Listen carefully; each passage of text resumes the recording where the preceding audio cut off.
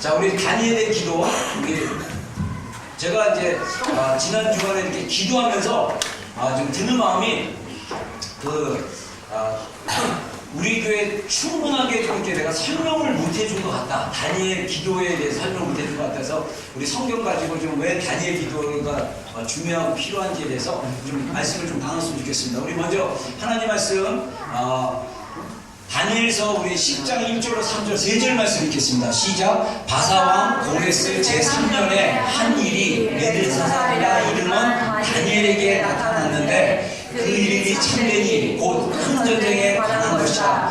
다니엘이 그 일을 분명히 알았고 그 환상을 깨달으리라. 그때에 나 다니엘이 세 이래 동안 수고하며 세 이래가 차기까지 좋은 떡을 먹지 아니하며 고기와 포도주를 입에 대지 아니하며 또 기름을 바르지 아니하리라. 아멘. 자, 오늘날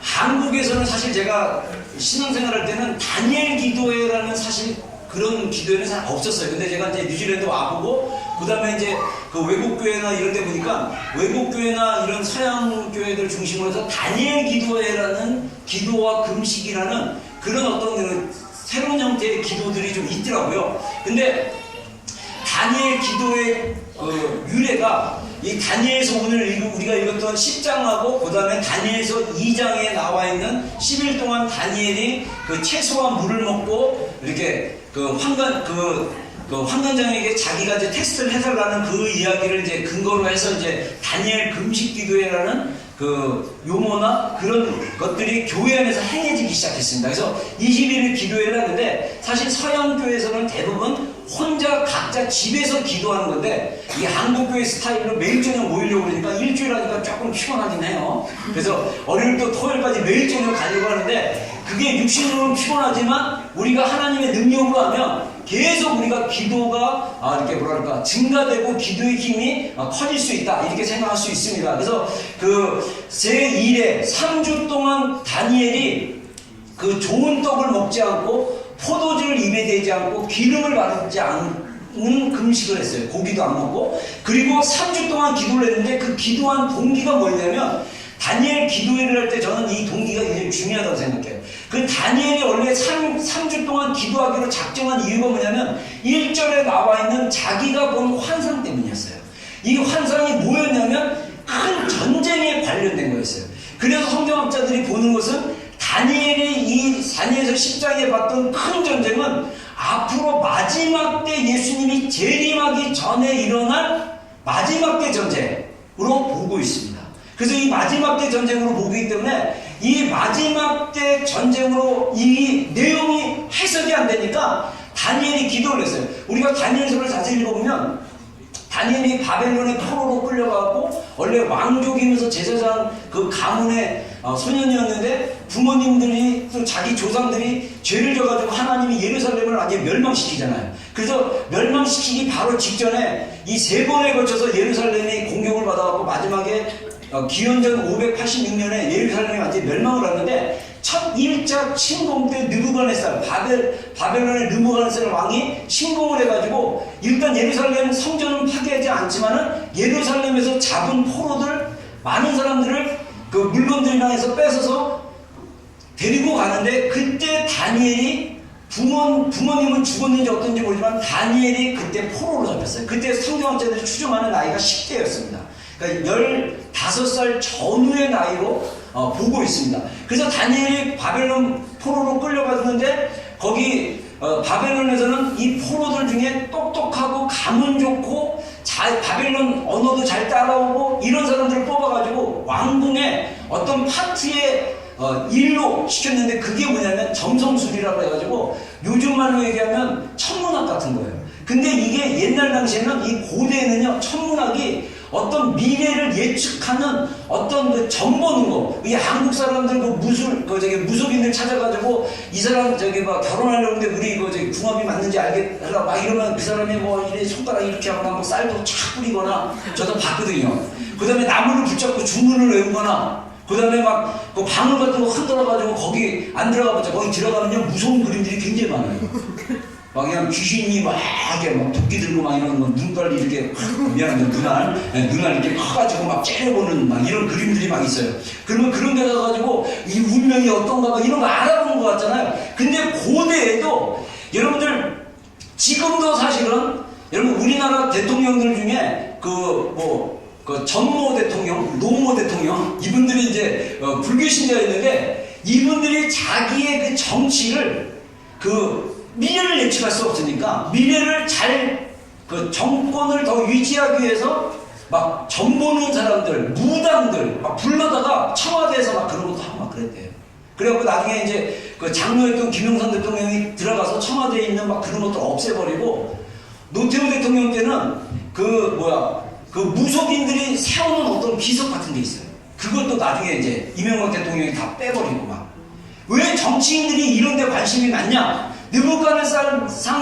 느부갓네살 왕도 자기가 신적 존재라고 생각하고 자기의 왕권이 하늘로부터 왔다고 생각하기 때문에 자기의 정치나 자기의 미래에 대한 신들의 그 어떤 미래를 알고 싶어 하는 거예요. 그래서 사실은 다니엘 같은 사람들을 키워가지고 훈련을 시켜서 이제 그거를 알게 하는 거예요. 근데 다니엘은 하나님이 다니엘이 10대 때 바벨론의 포로로 와보니까 이 바벨론이 완전 우상 숭배하는 나라예요. 그래서 왕궁에서 먹는 고기, 좋은 음식들이 다 그 우상들에게 제물로 바쳤던 음식들이다 보니까 다니엘은 자기가 제사장 출신의 가족이고 어렸을 때 훈련받기를 우상 제물의 음식을 먹지 말라. 그래서 다니엘이 안 먹기로 결정하고 담대하게 자기를 훈련시키는 황관장에게 내가 이거 안 먹겠다.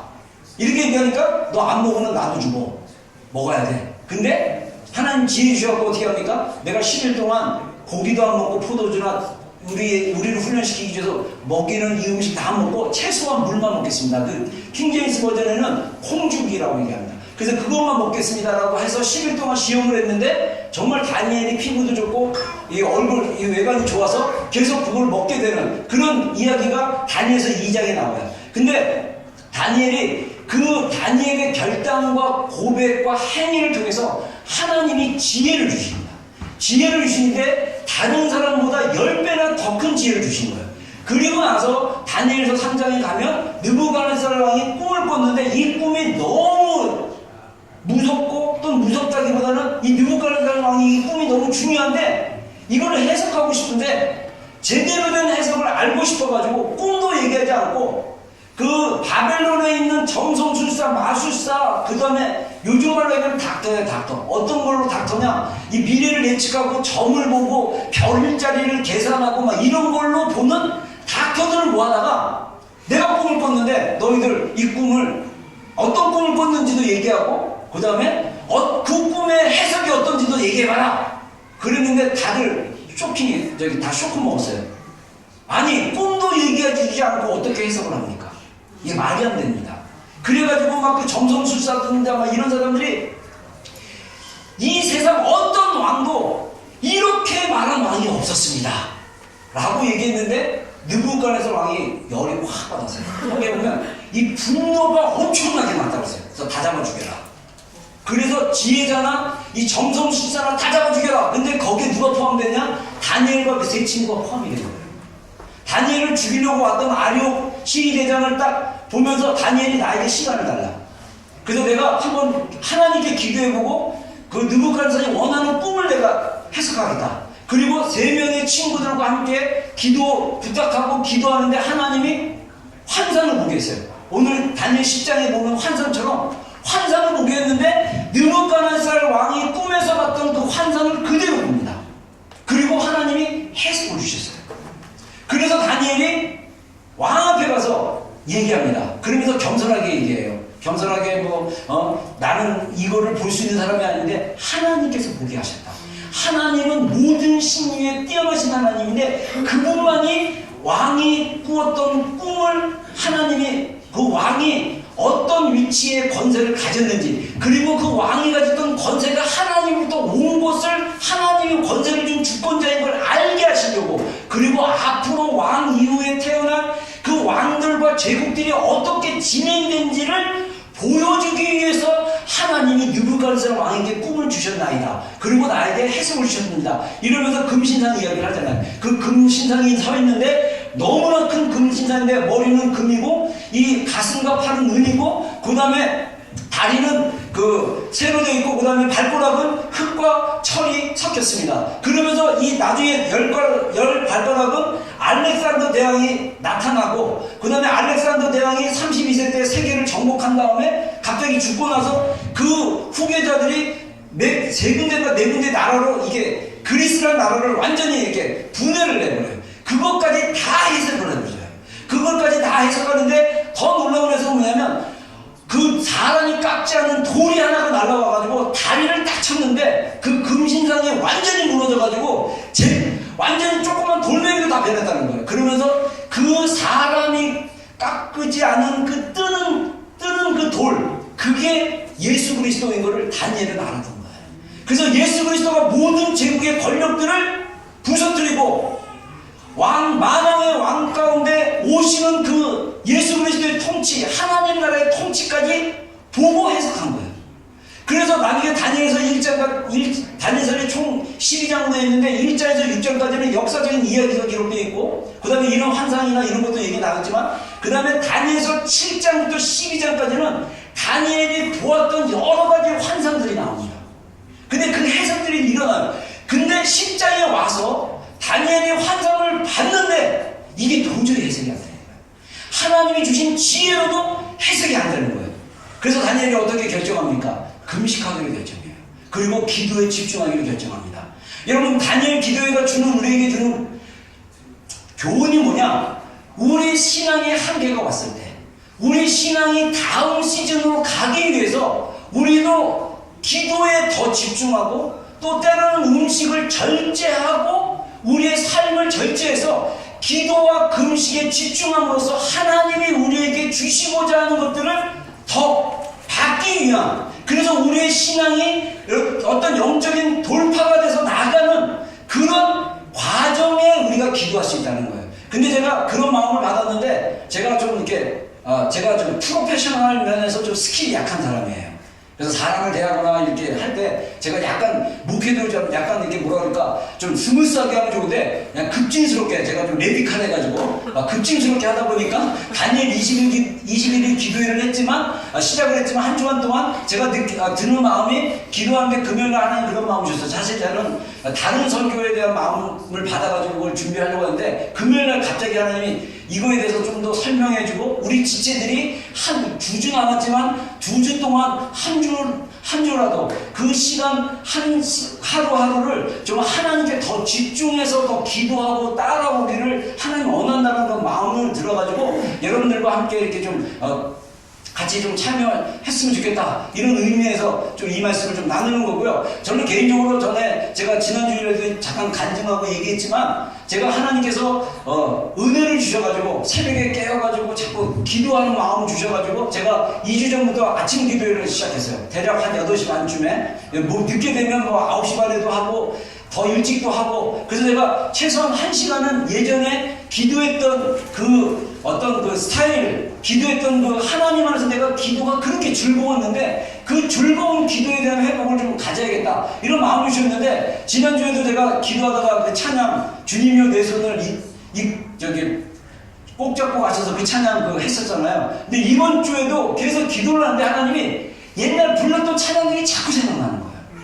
그래서 한번 부르고 가겠습니다. 자, 우리 찬송합니다. 자, 내 영혼의 지극히 그물기 깊은 데서. 근데 제가 생각나는 찬양들이 너무 놀라운 게 뭐냐면 제가 방언으로 굉장히 찬양을 그때 기도 막 하면 하나님의 방언하는 중에 교회에서 불렀던 찬송가예요.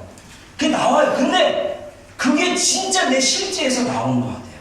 이 가사 같은 데 보면 내 영혼의 그 깊은 데서 맑은 가락이 흘러나네. 진짜 제가 이 찬양을 부르기 전에 내 안에 하나님의 멜로디가 내 안에 이렇게 흘러나오는 것 같은 느낌이 있었어요. 자, 우리 한번 불러보겠습니다. 여러분 이 찬양 아시는지 모르겠어요. 내 영혼의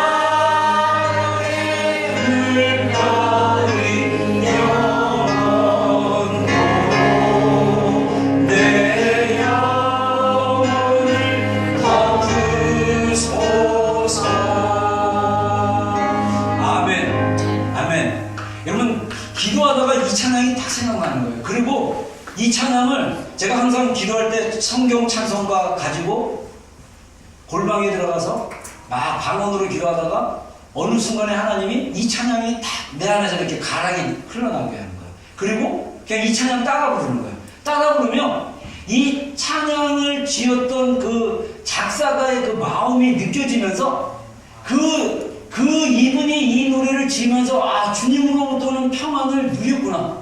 근데 여러분들 제가 새롭게 알아가는 건 뭐냐면 우리가 지금 하나님께서 살아계신 하나님이 천국에 계십니다. 할렐루야. 네. 근데 이 천국이 어느 위치인지 몰라요. 분명은 우주의 어느 영역에 있을 거예요.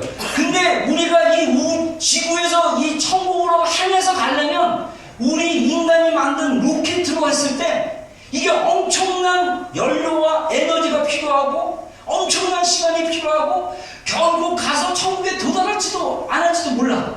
근데 이 놀라운 천국이 우리 영 안에 있다.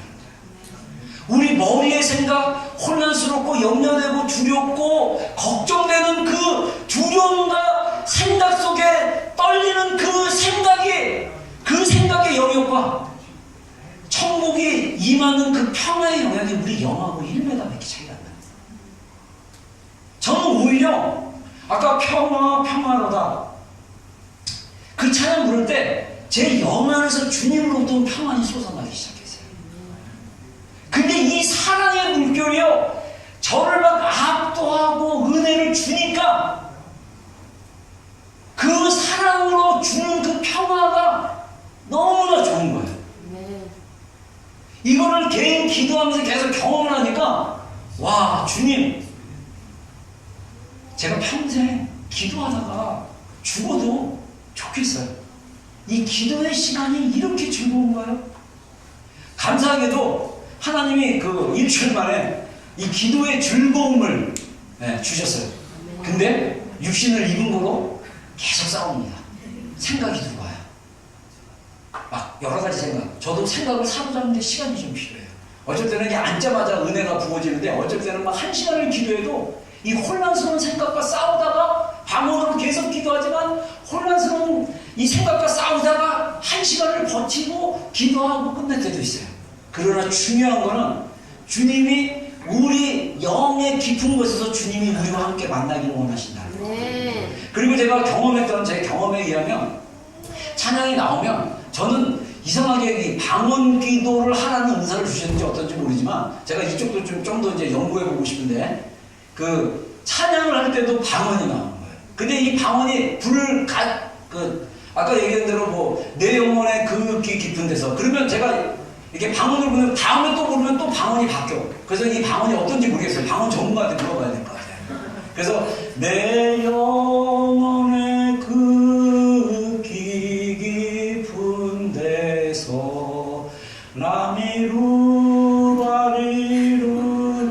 라미루바리루비루바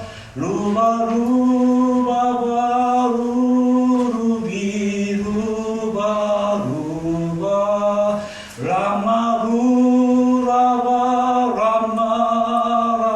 라마루라바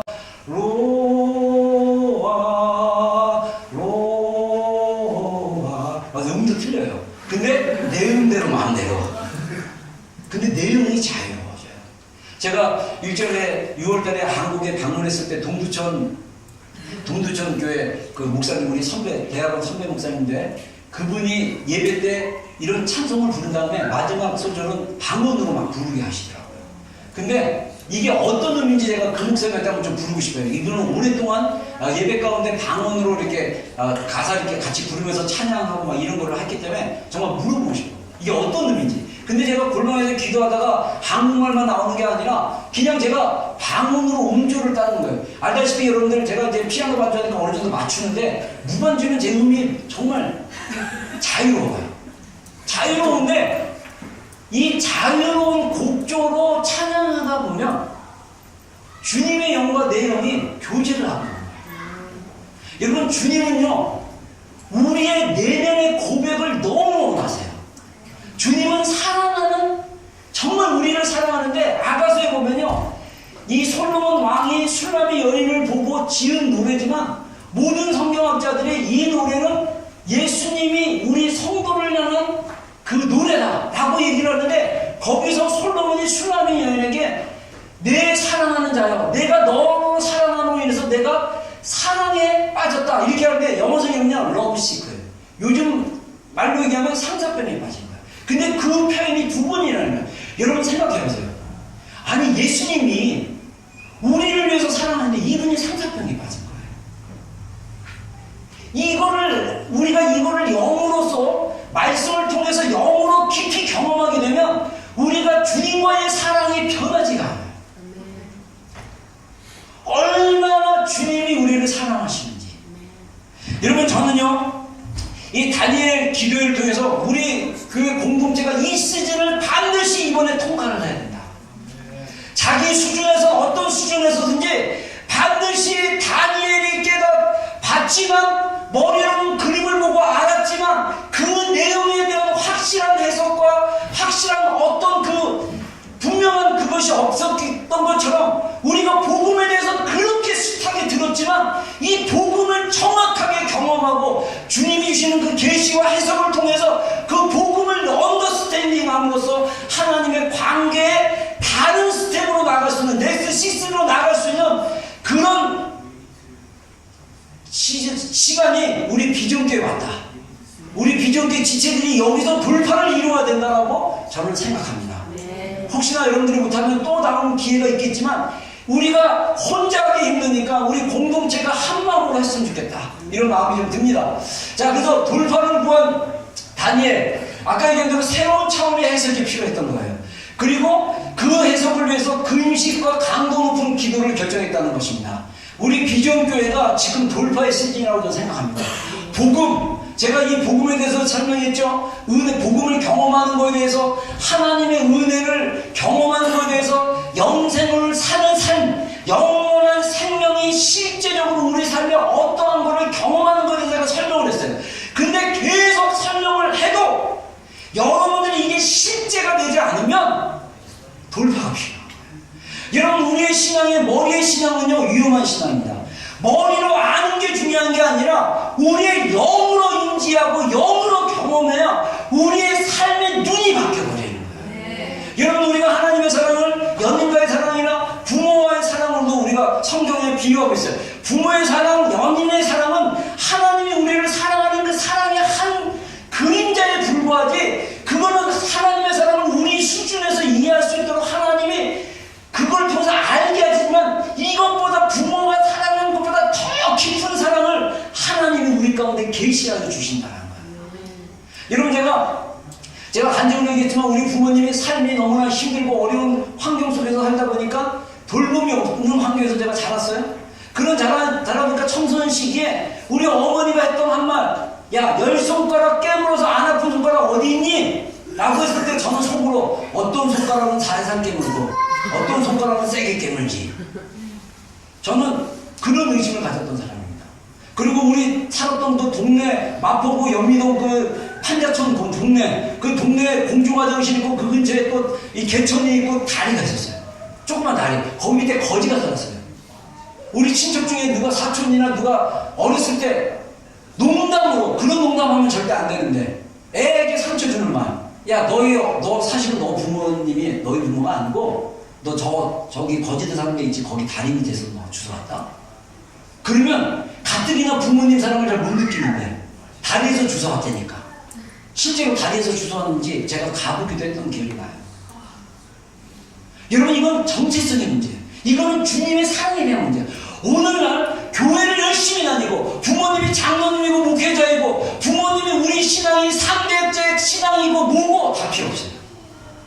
우리가 하나님의 사랑을 경험하지 못하면 우리는 마치 하나님의 사랑으로 거듭나지 못한 사람처럼 뭔가 내 안에 깊은 사랑에 대한 그 갈구, 그 갈망, 이게 있는데 이게 해결되지 않으니까 사람을 의지하게 되고 돈을 의지하게 되고 뭔가 딴 거 물건이나 이런 환경에 집착할 수밖에 없는 그런 존재로 살 수밖에 없다는 거예요. 신앙이 겉으로는 아무리 좋게 보이고 나이스하게 보이려고 하더라도 그 사람의 내면에는 여전히 사랑으로 채워지지 않는, 하나님의 사랑으로 깨달아지지 않음으로 채워지지 않는 그 공허와 그 찝찝함,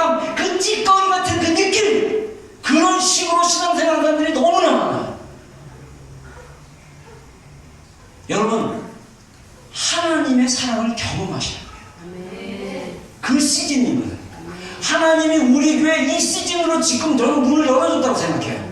감사하게도 하나님이 저를 먼저 깨우셨어요. 제가 아까 찬양하면서 딱 떠오른 게 뭐냐면, 제가 23살 때 나이를 이렇게 반추해 보니까 23살 때 88년도 9월 복학했을 때, 복학하자마자 내가 한 시간 기도를 해야겠다 결정하고 골방 가서 거기서 주님을 깊이 만나고 경험했는데, 지금 올해가 30주년이에요. 30주년 의미 있습니다. 제가 1984년도에 우리 신학교에 입학했는데, 저희 대전에 있는 침례신학대에 어떤 5월에 개교 기념일이 있는데, 그때마다 개교 기념일 예배 때 전 신학생들이 모여서 강단에서 예배를 드리는데, 그때마다 몇 년 전부터, 한 10몇 년 전부터 어떤 전통이 생겼냐면, 입학한 지 30주년 되는 학번의 목회자들이 돈을 모아가지고 전교생에게 소고기 반찬을 해주는 거예요. 그리고 예배를 이제 그 동문회 회장이나 여사들이 예배 인도를 다 하고, 그렇게 하는데 우리 동기들은 2014년에 했대요. 나는 여기서 뭐 가수도 없고 불러주지도 않고, 그래서 뭐 적은 사람은 뭐 10만 원이든 큰 교회에서는 뭐 1000만 원, 500만 원 해가지고 장학금도 주고, 그래서 동문회 이름으로 장학금 주고 그랬대요. 근데 제가 88년 9월에 복학해서 골방에 들어갔는데, 제가 올 9월이 되면 골방에서 주님을 경험한 지 30주년 돼요. 그게 갑자기 딱 생각나더라고. 여러분들, 이 시간은 굉장히 중요한 의미가 있어요. 여러분들 생일 중요하게 생각하잖아요. 그렇죠? 그것도 10주년 생일, 결혼 20주년, 25주년 이런 식으로 중요하게 생각하지 하듯이, 영적인 신앙의 흐름 안에도 이 시간이 주는 시즌이 있는 것 같아요. 그래서 하나님이 우리 교회 가운데 정말, 저는 여러분들이 주님을 경험하는 그 수준이 저의 경험을 넘어섰으면 좋겠어요. 더 깊이 주님을 사랑해서, 그 정말 너무 뜨거워가지고 내가 막 되면 막 불이 옮겨질 정도로, 그런 뜨거운 하나님을 사랑하는 여러분들이 되기를 주의 이름으로 축원합니다. 저보다 더 강력한 주님을 사랑하는 연인이 우리 교회 가운데 나오기를 주의 이름으로 축원합니다. 그런 교회가 되기를 소망합니다. 제가 어제 토요일날 잠깐 우리 요한계시록 7개 교회 공부하면서 잠깐 제가 기도하기 전에 코멘트를 얘기했는데, 어제 우연히 제가 사모나 그냥 툭 던진 말이었는데 하나님이 주셨던 그런 컨펌이었던 것 같아요. 뭐냐면, 제가 우리 교회 이제 뭐 지체들 이제 뭐 이렇게 사역을 이제 10몇 년 하면서 사실 나름 고생을 하고 막 이런 과정이 있지만은, 제가 그런 얘기를 했어요. 야, 만약에 한국에서 몇백 명 모이는 교회에서, 큰 교회에서 나를 갖다가 오라고 딱 아는 분을 통해서 청명을 하면 내가 갈까 안 갈까? 안 간다. 이유는 뭐냐?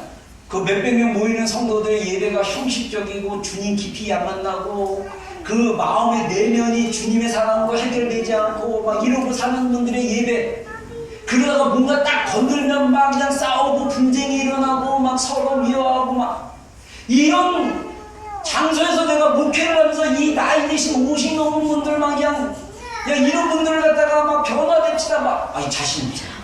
나는 비전교회에서 뼈를 묻으리라.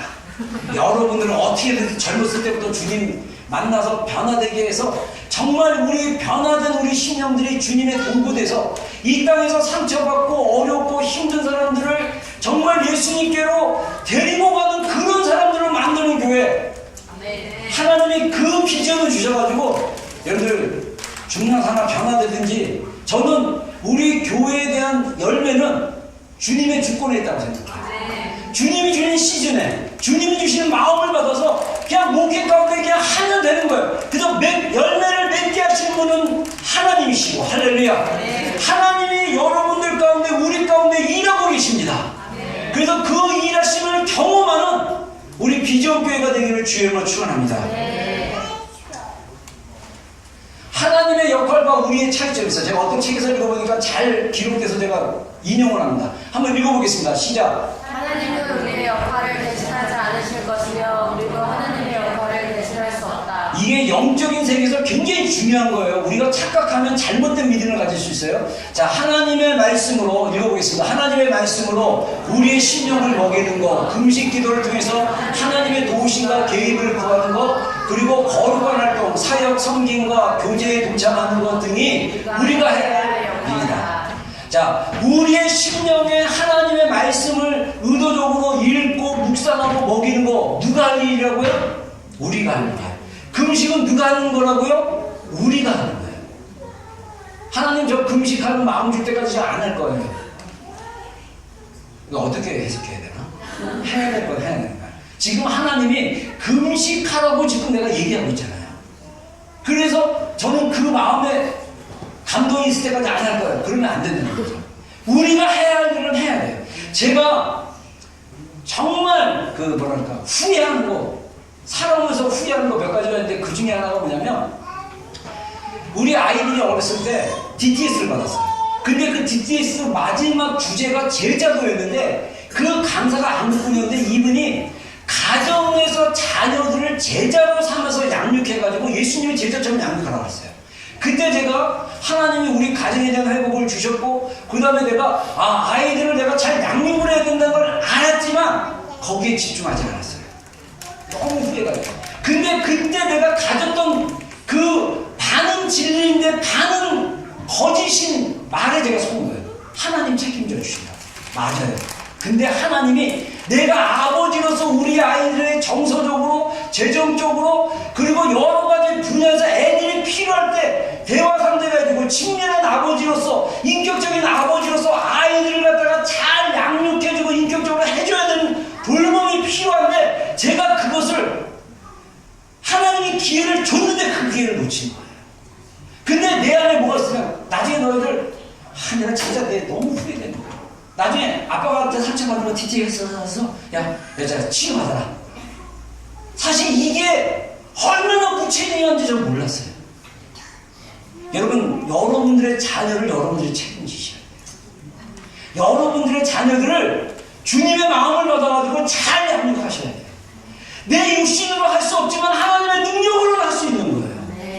제가 사실 그 시즌에 그런 것을 잡았어야 되는데 제가 못 잡았어요. 여러분, 지나면요 후회되는 시간들이 있습니다. 저도 지나면서 후회되는 여러 가지 아까운 시간들이 있어요. 제가 이 시즌에 하나님 앞에 머물면서 예전에 30년 전에 하나님을 만나고 하나님과 누렸던 그 친밀감과 하나님의 삶의 우선순위가 되며 하나님 안에 누렸던 그 즐거움 가운데 나아가는 삶, 이거를 하나님이 다시 한번 저에게 깨우쳐라고 다시 한번 그것을 회복시키라고 주신 것 같아요. 여러분, 혹시 여러분들 안에 그런 어떤 넘어짐이나 또는 회복될 영역이 있고 또 아직도 돌파되지 않은 그런 영역들이 있다면 이번 기회에 우리가 다니엘 기도할 때 돌파되기를 주의 이름으로 축원합니다. 함께 기도합시다. 함께 주님 앞에 나아갑시다.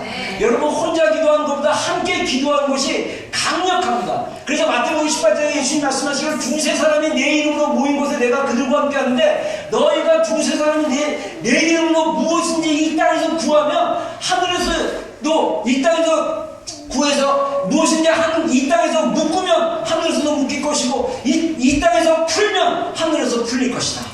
그래서 우리가 하나님이 우리 교회 가운데 주시고자 하는 사랑의 복음의 실제된 메시지가 우리 교회 가운데 부어질 수 있도록 함께 합심으로 기도합시다.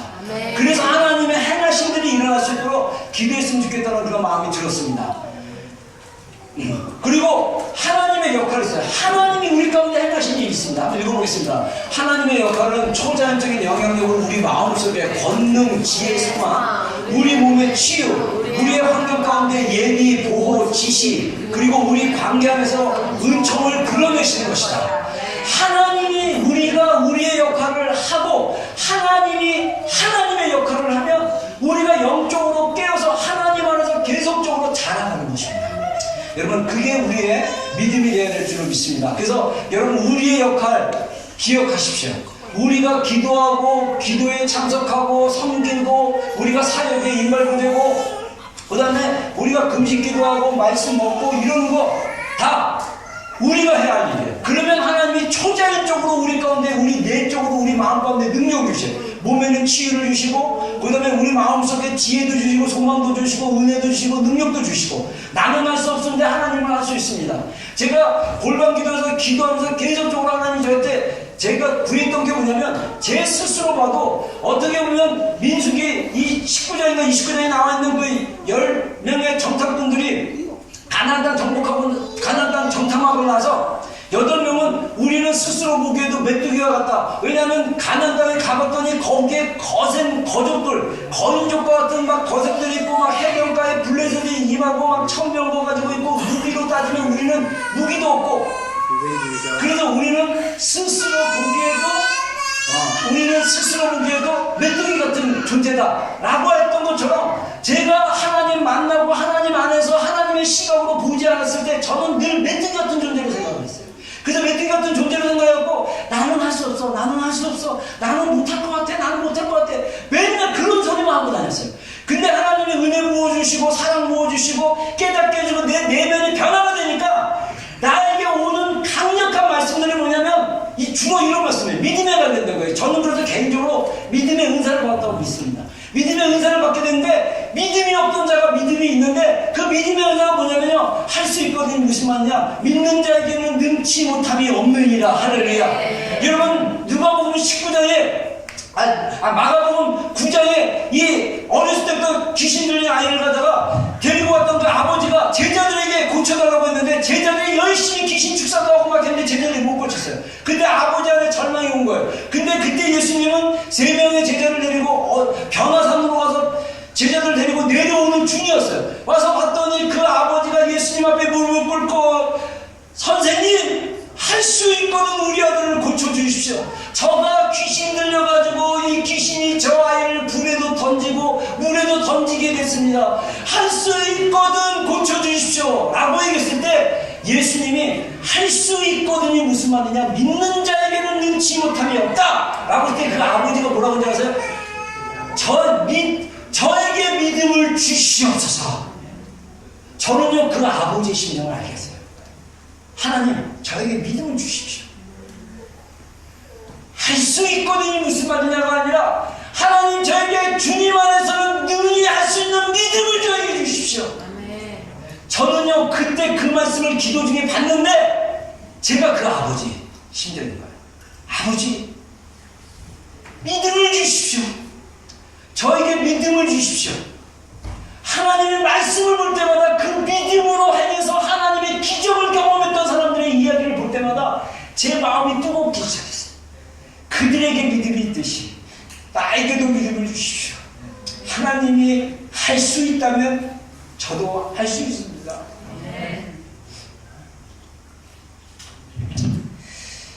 여러분, 절박하게 주님을 구하시기를 주의 이름으로 축원합니다. 하나님이 행하십니다. 하나님이 그 예수님만 의지해서 구하는 그 기도, 예수님이 할 수 있다고 하면 할 수 있는 그 믿음의 그 기도, 그 믿음이 오늘 우리에게 필요한 것 같아요. 그 믿음의 돌파가 좀 있기를 주의 이름으로 축원합니다. 그래서 우리가 이 기도와 금식의 능력이 있다는 것입니다. 그래서 하나님 나라에는 기도에 의해서 움직인다는 거예요. 우리가 기도와 금식에 헌신했을 때 천사와 마귀의 활동도 포함한 영적인 영향을 받는다. 우리가 다니엘에서 보면 이 가브엘이라는 이 천사가 나타난 것을 볼 수가 있습니다. 이 세일회가 끝났을 때, 다니엘이 그 21일의 기도가 끝났을 때 가브리엘은 천사가 나타나서 다니엘에게 말하기를, 다니엘아, 네가 기도하기로 마음먹고 작정했을 때 하나님이 너의 기도를 응답하셔서 나를 보내셨다라고 설명을 하고, 그 다음에 다니엘이 봤던 그 큰 전쟁에 대한 환상을 가브리엘이 설명해 준 것을 우리가 볼 수 있습니다. 우리 다니엘서 10장 12절로 시선 한번 읽어보겠습니다. 시작. 그가 내게 이르되 다니엘아, 두려워하지 말라. 내가 깨달으려 하여 내 하나님 앞에 스스로 경배하려고 결심하던 첫날부터 내 말이 응답하셨으므로 내가 내 말로 말미암아 왔느니라. 그런데 바사 왕국의 군주가 21일 동안 나를 내가 거기 바사 왕국의 왕들과 함께 머물러 있더니 가장 높은 군주 중 하나인 미가엘이 와서 나를 도와주고. 자, 이 구조를 우리가 이제 성경학자들이 보는 거는 뭐냐면 이 바사 왕국은 뭐냐면 다니엘이 있었던 바벨론이 나중에 이제 바사제국으로 바뀌는데 그 왕국의 군주, 여기서 프린스인데 이거는 하나의 어떤 성주 같은 어떤 지역을 담당하는 영적인 정치적인 권세를 가진 자인데 이 페르시아의 왕국의 그 영적 영역을 받고 있는 이 프린스가 자기를 맡고 있어가지고 그 다음에 다른 그 왕들도 같이 있었기 때문에 내가 21일 동안 영적으로 막혔다. 자, 우리가 상식적으로 생각할 수 있는 게 뭐냐면 천국이 저 우주 어느 쪽에 있는데 천국의 천사가 이 지구로 내려오려면 어찌됐든 뭐 날개가 달렸는지 그 날개가 천사가 날개 달렸다는 거는 그 헬라식 그리스식 천사라고 나옵니다. 그래서 성경에 보면 날개에 달린 스럽 천사도 있지만은 미가엘이나 이런 가브리엘 천사들은 아마 날개가 없을 수도 있어요. anyway, 아무튼 미가엘이 그 가브리엘이 다니엘에게 나타나서 그 큰 환상에 대한 계시와 해석을 해줄 때 하나님의 천사가 나오는데 누가 막았어요? 마귀가 막는 거예요. 마귀. 영적인 세계에는 마귀와 천사의 싸움이 있는 거예요. 그래서 우리가 모르긴 해도 영적 세계 에베소서 말씀이나 이런 걸 보면 영적인 영역의 어둠의 세력인데 마귀들이 막으면 우리가 마귀를 어떻게 대적하냐? 내가 직접 싸울 수는 없어요. 우리가 진리의 말씀으로 선포하고 기도하면 아마 모르긴 해도 우리가 다니엘서 10장에 나온 이야기를 근거로 천사들이 나타나서 그 마귀들을 물리치고 천사들이 그들을 쫓아내지 않을까 이런 생각이 듭니다. 그래서 우리 마을 가운데 하나님의 진리에 의해서 하나님 나라의 영적인 영역들이 움직이기 시작하는 거예요. 여러분, 기도는요 하나님이 일하시는 아주 중요한 통로입니다. 기도를 통해서 하나님의 일들이 일어나기 시작하는 것입니다. 할렐루야. 자, 그래서 성경이 말하는 이 금식의 기본 원리가 있어요. 첫 번째, 금식은 하나님의 초청과도 같다는 거예요. 자, 그래서 자, 한번 읽어보겠습니다. 우리가 하나님을 더 많이 갈망하기를 하나님이 원하시기 때문에 우리를 금식으로 초청하십니다. 자, 금식을 하게 되면요, 우리가 이 금식하게 되면 먹는 것을 절제하든, 나중에 미디어 금식도 나오지만 미디어를 절제하든 뭔가 이거를 절제하면서 뭐를 생각합니까? 하나님을 더 집중하게 되죠. 그래서 하나님이 우리를 더 갈망하게 하기 위해서 금식으로 초대한다는 것입니다. 자, 두 번째, 금식은 역설적이라는 거예요. 우리의 육체는 금식으로 연약해지고 굶주려 있지만 영은 성령님께 더 민감해진다. 그래서 육이 약해질수록 영이 더 민감해져요. 근데 영이 민감해지기 전에 육이 발악을 합니다. 육이 예민해져 버려요. 혼이 예민해져 버려요. 그래서 금식한 사람들 잘못 건드리면 물려요. 그래서 그것까지 꺾이고 나중에 영으로 새롭게 되는, 그래서 우리의 영이 하나님께 더 민감해지는 그런 과정이 있다는 거죠. 자, 그 다음에 금식은 일종의 은혜와 같다. 왜냐하면 금식은 우리 자신의 힘이 아니라 하나님의 은혜로 가능하다. 할렐루야. 제가 금식이 약한 사람이에요. 그래서 예전에도 제가 제 기억으로는 한 2년 전에 금식에 대해서 한번 하고, 제가 또 금식해야지 어떤 책에서 읽어갖고 자극을 받아가지고 내가 일주일에 하루 정도는 금식을 해야겠다. 한 2번 하고 또 까먹었어요. 금식이 좀 약한 편인데, 제가 이번 이제 다니엘 기도회를 통해서 그 기도회 끝나고 저도 정기적으로 일주일에 하루나 이틀 정도, 그래서 제가 읽었던 금식 관련된 책들 읽어보니까 이 전통적으로 초대교회 성도들은 유대인들도 정기적으로 금식을 했습니다. 그래서 마태복음 6장에 보면 너희가 금식할 때에 하면서 예수님이 금식하는 것이 너무나 자연스러운 삶의 모습이었기 때문에 일주일에 한두 번 정도 바리새인들이나 유대인들이 금식을 했어요. 그래서 금식하는 그 교훈을 또 마태복음 6장에 얘기한 걸 우리가 볼 수가 있습니다. 근데 중요한 것은 이 금식할 때 초대교회 성도들이 수요일하고 금요일날 금식을 했대요. 그래서 여러분들도 혹시 다니엘 금식이 끝나거나 또는 다니엘 금식 기간에 금식을 하는데, 금식에는 여러 종류가 있는데 우리가 이제 이번에는 다니엘 금식을 하지만 보통 우리가 이제 절식, 금식하면 절식, 물만 먹는 금식, 하루 정도 금식은 물만 먹는, 주스도 안 먹고 아무것도 안 먹고 물만 마시는 그런 금식을 하면 좋아요. 그래서 보통 우리가 이제 아침부터 금식을 하게 되면 어떤 부작용이 있냐면 저녁 됐을 때 배가 고파서 잠이 잘 안 오고, 제가 신학교 갈 때 그래서 맨날 실패했어요. 저기 하루 금식을 작정을 했는데 이런 원리를 좀 알았으면 제가 좀 쉽게 했을 텐데 그때는 20대 여러분들 생각하세요. 20대 초반 중반인데 얼마나 그 먹는 거 진짜 그때는 막 바위라도 막 삶아 막 씹어 먹는 그런 되었는데 하나님이 막 금식하는 마음이셨고 금식을 했는데 12시 딱 자정이 되면 금식이 끝나니까 배가 고프니까 빵을 미리 사다 놔야겠다. 그래서 빵을 미리 사다 놓고 서랍에다 넣어놨어요. 기숙사에서. 근데 시계를 보는 거야. 11시다. 12시까지 1시간만 참는데 배고파. 1시간만. 그러다가 꼭 30분 전에 어차피 30분 뭐 있어서 먹나 지금 먹나 똑같아. 그러면서 할 수 없이 또 30분 전에 그걸 찢어서 먹어. 그리고 이 비용실 이것도 못 지키고 몇 번 금식을 시작하니까 내가 금식이 너무 싫은 거야. 그래서 금식하지 말자. 나 금식하면 맨날 실패해. 근데 책을 읽으면서 깨달은 게 뭐냐면 원래 금식은 정오에 시작해서 그 다음날 정오까지 하는 게 좋대요. 근데 아침부터 금식하는 건 한국식이야. 그래서 여러분들 혹시 하루 금식하면요 아침은 단단히 드세요. 그리고 점심, 저녁, 아침까지 금식하면 좋아요. 그러면 금식할 수 있어요. 그리고 금식하는 동안 밥을 먹는 시간 30분이다. 그러면 그 30분 동안 성경을 읽든지 기도하시면 돼요. 그렇게 집중하는 시간을 가지면 금식하는데 더 주님을 할 수 있고 또 금식을 하는 걸 의식하고 있으면 내가 금식하고 있잖아요. 그러면 누구에게 집중합니까? 예수님께 집중할 수 있죠. 그래서 우리가 일주일에 하루 정도는 금식하는 건 되게 좋은 것 같아요. 저도 그렇게 해야지 하고 아까 얘기한 대로 까먹었어요. 이제 새로운 시즌이 왔습니다. 할렐루야. 이제 금식을 밥 먹듯이 하는 삶의 스타일.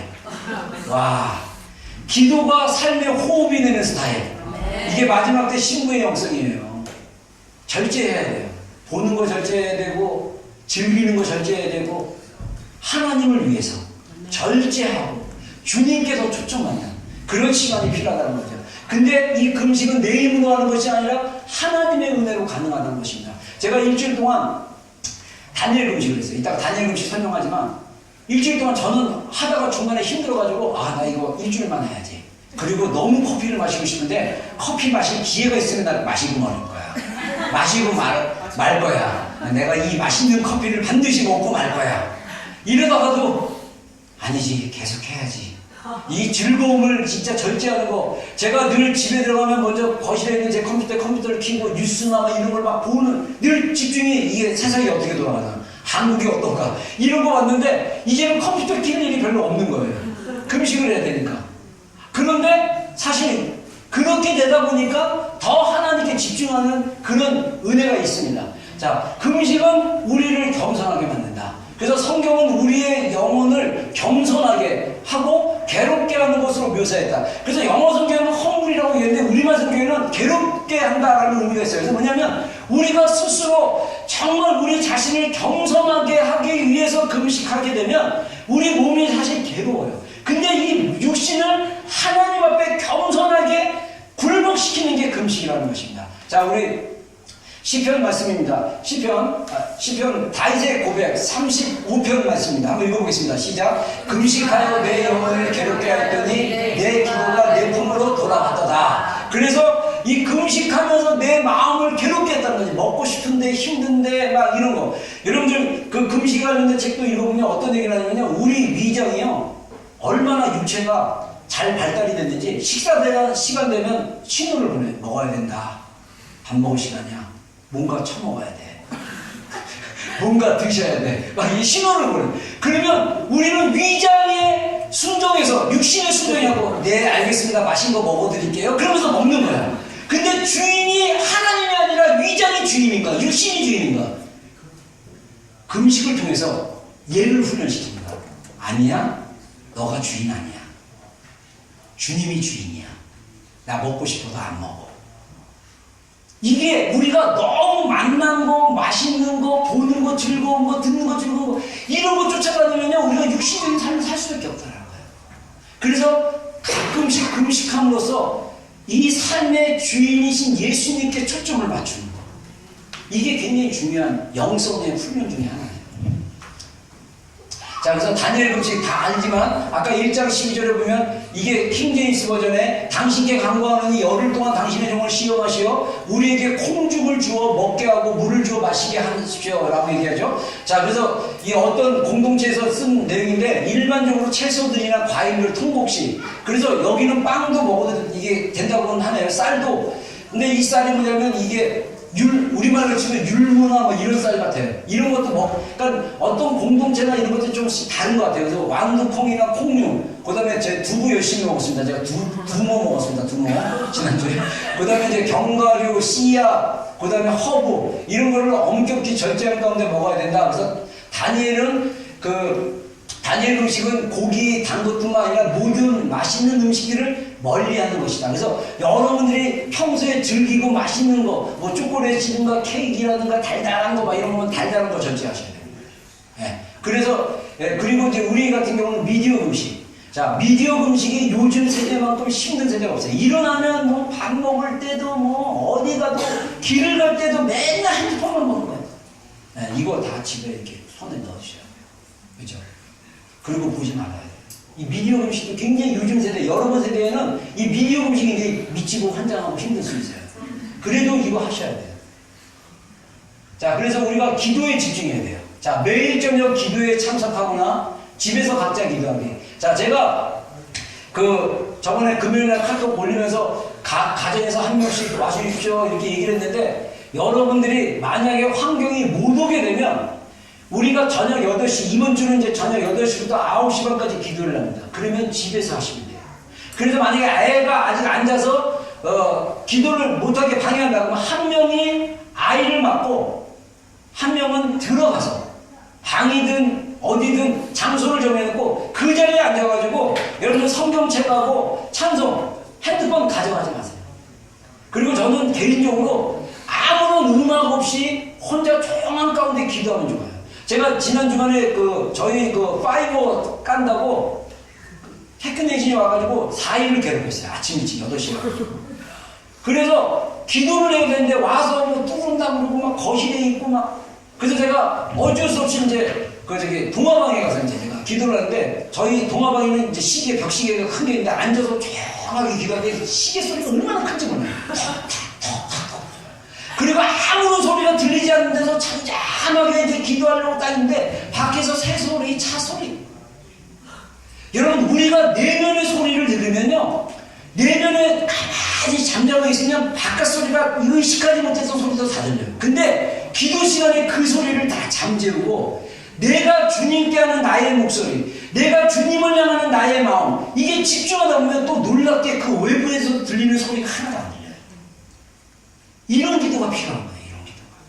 저는 그래서 찬양 그걸 틀어놓은 것보다 아예 찬양을 안 틀어놓고 혼자서 읽는 거예요. 그래서 성경을 읽든지, 처음에 이거 기도 이렇게 하는 거 쉽지 않아요. 그래서 성경을 소리내서 읽든지, 아무튼 찬송을 부르든 찬양을 부르든, 찬양 부르고 싶으면 분명 그 곡들을 프린트해가지고 그 곡들을 가지고 왔어요. 또 괜히 찬양곡 유튜브로 참가하다가 또 이상한 유튜브 보고 이게 뭐지? 그러면서 이렇게 하다 보면 또 유혹에 빠질 수 있기 때문에 안 돼. 종이로 된 거 그냥 가지고 가셔서 그거 갖고 부르고, 기도 안 되면 찬양만 계속 부르세요. 기도 안 되면. 방언 기도할 수 있는 분들은 방언 기도하면 굉장히 좋습니다. 이 영의 기도이기 때문에 방언으로 기도하시고, 그리고 성경을 큰 소리로 읽으셔도 좋아요. 큰 소리로. 제가 얘기했죠. 처음에 기도하고 제가 일주일 동안 너무나 힘들고 답답하고 막 미치는 것 같고 막 유혹이 오기를, 이렇게 기도 못할 바에는 도서관 가서 공부를 하자, 책을 보자, 공부하기 위해서 책을 보자, 막 이런 유혹이 막 왔는데도 성령께서 감동 주셔서 골방을 나가려고 딱 하는데 그 1시간도 기도 못하냐? 그 소리에 자존심이 확 뭉개져가지고, 그렇지, 내가 1시간도 이 골방에서 못 버텨? 여러분, 이 넓은 거실도요, 혼자 침묵 가운데 주님 만나려면 엄청 좁게 느껴져요. 근데 제가 기도했던 우리 신학교 기도실 골방은 진짜 좁은 곳이었어요. 한 3명 들어가면 꽉 차는 곳이었어요. 조그만 테이블, 이 테이블에 한 3분의 2 정도 딱 갖다 놓으면 옆에 앉을 자리가 없을 정도로 골방으로 만드는 거예요. 얼마나 답답한지 몰라. 창문도 없어. 무서워서 불은 못 끄겠고, 그 책상은 그 골방에 책상만 딱 하고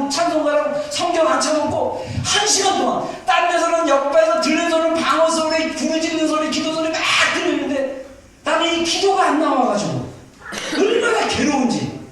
뉴스 1시간을 보면 그 1시간의 시간이 얼마나 짧은지 한 꼭지마다 1분 30초밖에 안 되는데 그거 보다 보면 뉴스 끝이야. 근데 왜 골방에서 주님과 내 영이 맞닿아서 드는 시간은 왜 이렇게 괴로울까? 우리의 영이 하나님과 만나는 그 시간 안에 들어가지 않기 때문에 그래요. 여러분, 하나님 영 안에서 자유를 누리는 그런 경험하는 여러분들이 되기를 주의 이름으로 축원합니다. 네. 여러분, 하나님이 주시는 그 감동과 은혜가 있으면요, 아까 제가 불렀던 우리 찬송가, 지금 새 찬송가로 412년인데 내 영혼의 그 깊은 곳에 4절을 보면 이 땅에 사는 동안 참된 평화가 어디 있느냐. 이 찬송을 부르면서 그래 맞아, 이 땅에 살면서 주님이 주시는 평화 외에는 아무 평화가 없어. 주님이 내 안에 진정한 평화야. 이 고백이 내 고백이 되면 어떤 고백이 나옵니까? 주님, 내 안에 머무신 주님, 내 안에서 내가 삶의 환경의 어려움 속에서도 주님만 바라보고 내가 평정을 이루며 나아가게 해주십시오. 이런 기도가 나오게 되는 거예요. 이런 내 마음에 내 안에서 나오는 그 기도의 고백을 주님이 들으시는 거예요. 그래 내가 너에게 평화를 준다. 이 세상 어떤 것도 빼앗을 수 없는 평화, 세상이 줄 수도 없고 세상이 알 수도 없는 그 평화, 그 평화가 나로 말미암아 온다. 세상이 줄 수 없는 평화, 세상이 알 수 없는 평화. 여러분, 그 평화가 주님으로부터 있는 거예요. 그게 어떻게 가능하냐? 골방 기도. 여러분, 왜 우리가 연합하는 기도의 자리를 여러분을 초대하냐면 개인 기도할 근력이 없기 때문에 초대를 하는 거예요.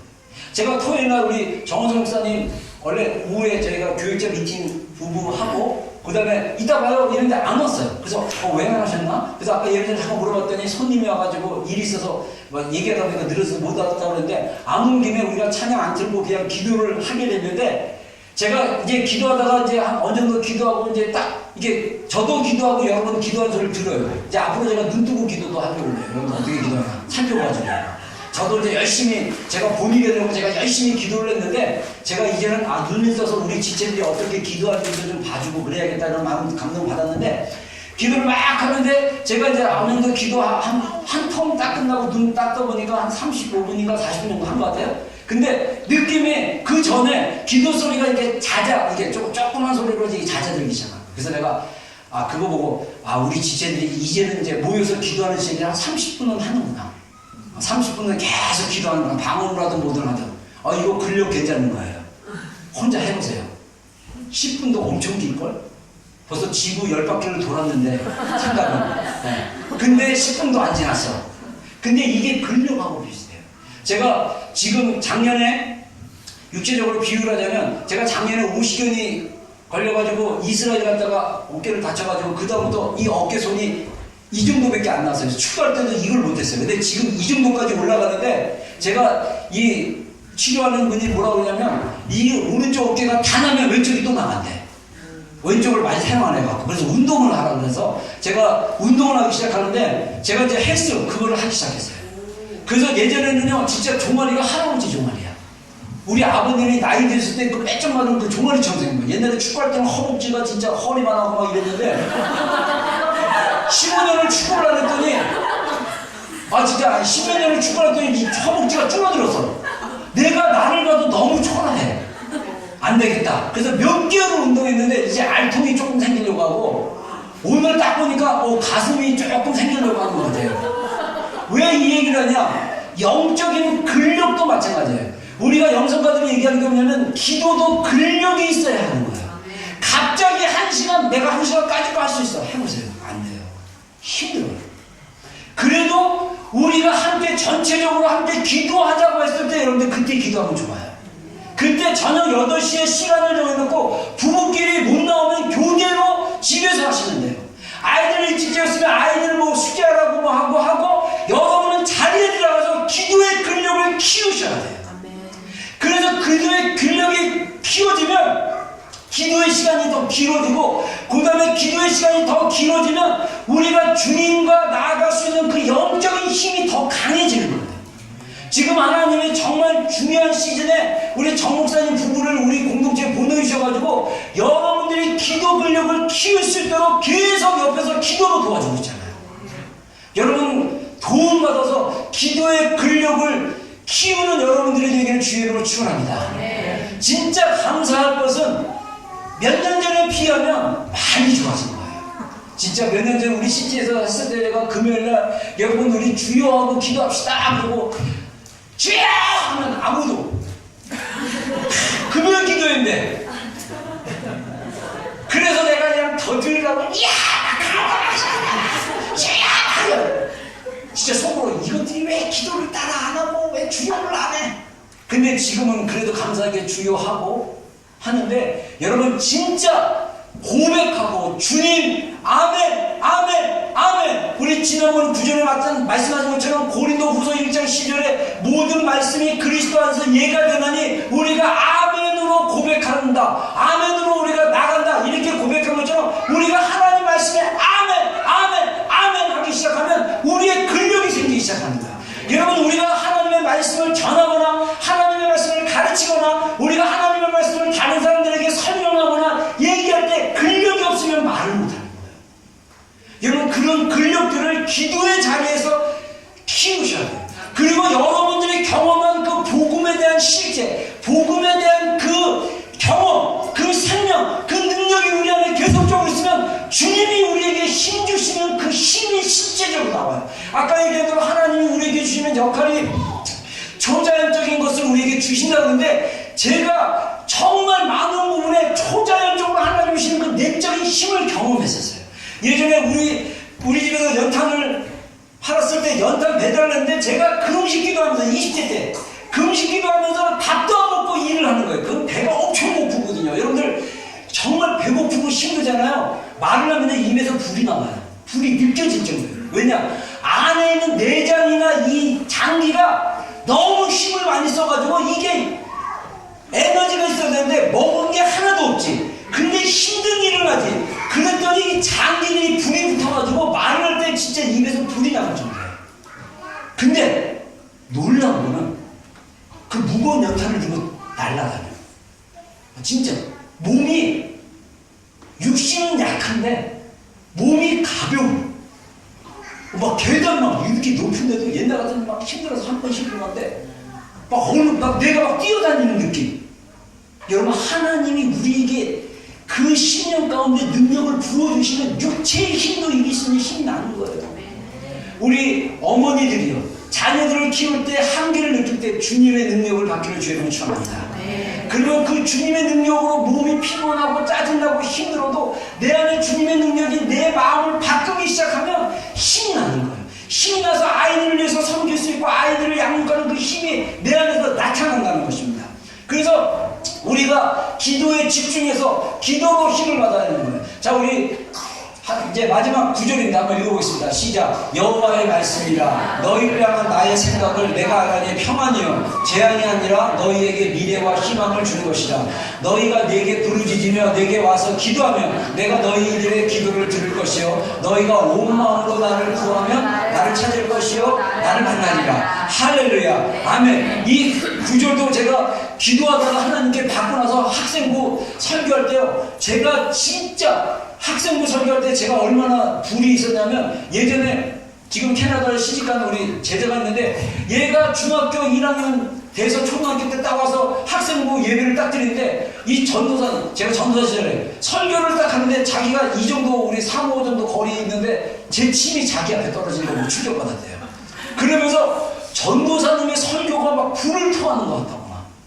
근데 제 불을 토하는 설교가 제 마음 안에 학생부 애들 안에 하나님을 만나야 된다. 너희들 하나님 만나야 된다. 근데 성경 봐라. 하나님이 말씀하시기를 너희가 내게 부르짖고 내게 나를 찾으면 내가 너희를 만날 것인데 너희가 전심으로 나를 찾고 찾으면 나를 만나리라. 할렐루야. 제가 기도하다가 이 말씀 받으니까 제 안에 불이 나온 거예요. 주님을 만날 수 있다. 우리가 전심으로 부르짖고 기도하고 주님께 나가면 그분이 반드시 만나 주시다. 우리가 왜 하나님이 우리에게 주신 이 좋은 복음의 은혜, 복음의 능력, 복음을 왜 우리 삶 가운데 경험하지 못하고 있습니까? 전심으로 하나님을 찾지 않기 때문입니다. 그래서 금식이 필요할지도 몰라요.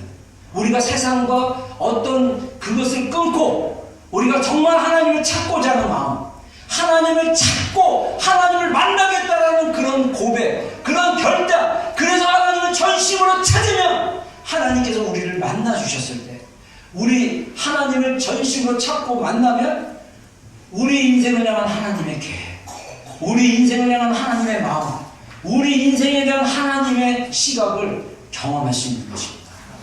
여러분, 우리 그런 지체들과 공동체가 되기를 주의 이름으로 축원합니다. 기도하겠습니다. 우리 반주 부탁하고요. 우리 한번 좀 기도할 때